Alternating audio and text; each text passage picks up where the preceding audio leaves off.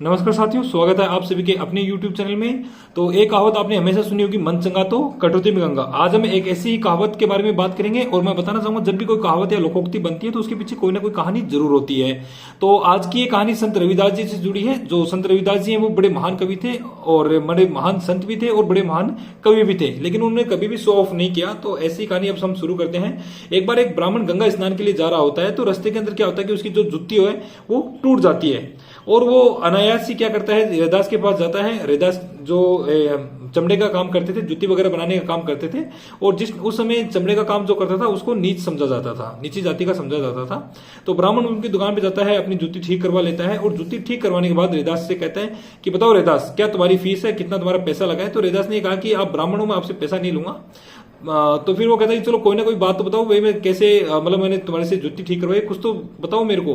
तो रैदास उसको कहता है कि तुम कहाँ जा रहे हो। तो उसने कहा कि मैं गंगा स्नान करने के लिए जा रहा हूँ। तो रैदास ने कहा कि अगर तुम गंगा स्नान करने जा रहे हो तो एक काम करो, तुम ये एक पैसा मेरा लो और गंगा मैया को मेरी ओर से भेंट कर देना।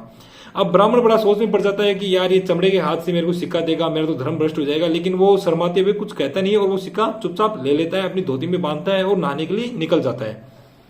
अब उसके बाद में क्या होता है, वो नहाता है, नहाने के बाद उसे याद आता है कि जो सिक्का है उसने गंगा मैया को भेंट नहीं किया है। तो भेंट करने के लिए वो क्या करता है, जो सिक्का है वो ऐसे ही बेमन से फेंक देता है और फेंकने के बाद कहता है, हे गंगा मैया, ये रैदास ने तुम्हें दिया है। और मन ही मन में सोच रहा था, यार रैदास भी ना कितना मतलब मेरा धर्म भ्रष्ट कर दिया, चमड़े का हाथ से मुझे सिक्का दे दिया, ये दे दिया। अब सडनली क्या होता है कि गंगा मैया प्रकट होती है और प्रकट होने के बाद वो कहती है कि सुनो ब्राह्मण, ये जो सोने का कंगन है ये मेरी ओर से रैदास को दे देना, कहना कि गंगा ने तुम्हें दिया है। अब ब्राह्मण वापस घर लौट रहा होता है तो रैदास जी उसको रास्ते में मिल जाते हैं और दुकान से आवाज लगाते हैं कि ब्राह्मण देवता, मेरे को बताइए क्या गंगा मैया ने कुछ कहा मेरे लिए। तो उसने कहा कि गंगा मैया ने कुछ नहीं कहा। अब वो जो उसमें लालच आ गया था इसलिए उसने झूठ बोल दिया और घर आ गया। घर आने के बाद उसने अपनी वाइफ को बताया, तो वाइफ ने कहा कि क्यों ना इस सोने के कंगन को आप राजा को दे दीजिए, जिससे कि बदले में आपको बहुत सारा सोना चांदी मिले, गहना मिले, पैसा मिले, ताकि हमारी जीवन सफल हो जाए। दूसरे दिन वो राजा के पास जाता है और उसको वो कंगन देता है। कंगन बहुत सुंदर होता है, हीरे मोती उसके अंदर जड़े होते हैं। तो राजा अपनी महारानी को देता है। तो महारानी उसको कहती है कि हे ब्राह्मण, तुम एक काम करो, ये कंगन बहुत सुंदर है, मुझे बहुत पसंद आया, तुम इसका दूसरा जोड़ी कंगन भी लेके आओ। लेकिन ब्राह्मण मना कर देता है। तो महारानी को लगता है कि ब्राह्मण है वो जानबूझ के कंगन देना नहीं चाहता है। तो ब्राह्मणी जो महारानी है वो कहती है उस ब्राह्मण को कि हे ब्राह्मण, तुम ये कंगन लेके आओ दूसरा जोड़ी, वरना हम तुम्हें कल फांसी दे देंगे। अब ब्राह्मण डर जाता है और वो साफ साफ बता देता है जो भी बात थी कि ऐसे मैं नहाने गया तो रैदास का जो सिक्का था वो मैंने फेंका और गंगा प्रकट होके राजा जी मेरे को ये कंगन मिला है।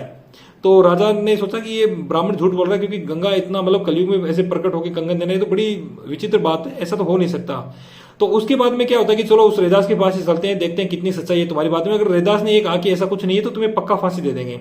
अब वो रैदास की दुकान पे जाते हैं। रैदास के पास ब्राह्मण जाता है, रोते हुए सारी बात बता देता है कि रैदास मेरी गलती हो गई, अब तो तुम ही मेरे को बचाओ कि यार मेरे को दूसरा कंगन दे दो राजा, वरना मुझे जान से मार देगा। तो अब रैदास जी वहीं बैठे थे, अपनी जुत्ती का काम कर रहे थे और वहां पे एक बर्तन रखा होता है जिसका नाम कठौती होता है। तो उस बर्तन में पानी होता है, उस पानी से वो क्या करते हैं, इसे जुत्ती बनाने का काम होता है, मतलब उस पानी को यूज करते हैं चमड़ा से जुत्ती बनाने के टाइम में उस पानी को यूज करते हैं। तो एक तरह से अगर हम देखें तो वो पानी पूरी तरह से अपवित्र हो गया, क्योंकि उसमें चमड़ा लग गया है, वो कठौती भी है, वो पात्र है वो भी मतलब बेकार हो गया है। तो रैदास वहीं बैठे थे, तो सारे राजा प्रजा लोग वहीं बैठे थे और सब ब्राह्मण की ओर देखे कि आज ब्राह्मण है वो फांसी चढ़ेगा, क्योंकि ऐसा चमत्कार तो होना बहुत मुश्किल है। ब्राह्मण रोते हुए कह रहा है कि रैदास तुम ही मुझे बचा सकते हो, कैसे भी करके मुझे बचा लो।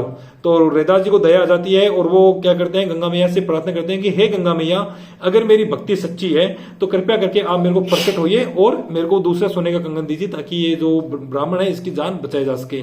तो कहते हैं कि जो कठौती थी उसी में से गंगा प्रकट हो जाती है और प्रकट होने के बाद में अपना दूसरा कंगन रैदास को देती है कि ये लो रैदास, तुम्हारी भक्ति सच्ची है इसीलिए मैं प्रकट हुई हूँ।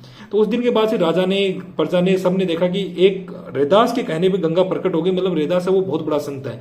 तो उसी दिन से ये कहावत चल गई कि मन चंगा तो कठौती में गंगा, यानी जिसके मन में बिल्कुल पाप नहीं है, अपवित्रता नहीं है, जिसका मन एकदम से साफ है, उसके लिए तो कठौती में भी गंगा प्रकट हो सकती है। तो साथियों ये कहानी थी। इसके कहानी के माध्यम से एक शिक्षा हमें यह भी मिलती है कि कभी भी हमें अपनी जाति पर घमंड नहीं करना चाहिए कि मैं ब्राह्मण हूं, मैं क्षत्रिय हूं, मैं जाट हूं, मैं राजपूत हूं, मैं ये हूं। कभी भी अपने आप पे घमंड नहीं करना चाहिए, क्योंकि आपको पता होना चाहिए कि आपके समकक्ष, आपके बाहर ऐसे संत हैं जिनको हम पहचानते नहीं है। तो संत रैदास जी चाहे किसी भी जाति में जन्म लिया हो, लेकिन वो हमारे लिए सबसे बड़े आदर्श और सबसे बड़े महान संतों में से एक है, जिनका सम्मान हमें जरूर करना चाहिए। तो ये बात है। ठीक है साथियों, चैनल अच्छा लगे तो साथियों लाइक करें, शेयर करें और सब्सक्राइब जरूर करना। और सभी से निवेदन है कि कहानी को ज्यादा से ज्यादा शेयर करें ताकि हिंदी से जुड़े ज्यादा से ज्यादा टीचर्स को और व्यक्तियों को पता चले कि इसके पीछे कौन सी कहानी जुड़ी है। थैंक यू, धन्यवाद।